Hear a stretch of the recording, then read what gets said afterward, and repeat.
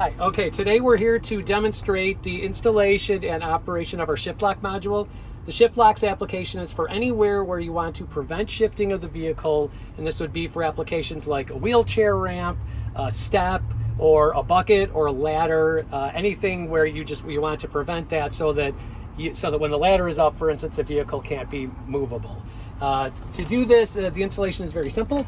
You have a ground wire that will come from the module, and this will go to this grounding point on the vehicle. Use a 10mm to remove this and attach that there. You have a power wire. The power wire routes to this fuse block. This fuse is empty. You'll push the terminal in from behind and then insert this 10-amp fuse. And then once you do that, you have 3 vehicle network connections. So the first one is this purple. This goes into the block with the purple lights. There's an empty spot. You'll just pop that in.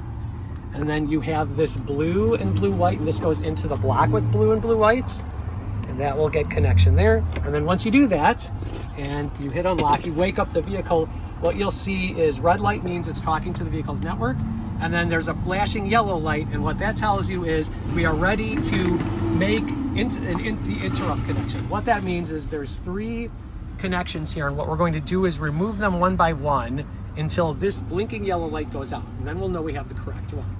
Then once we do that, we'll insert it into this receiver block. So I'm just going to start one by one. Here's the first one. So I'm removing it.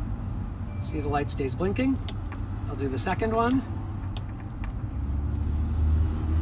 Still blinking. And I'll do the third one. And as you can see, the light goes out. And then once I plug this into the receiver block here,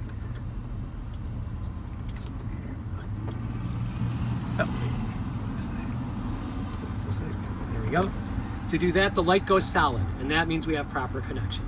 Now you get a couple other outputs on here. So there's 4 outputs on here.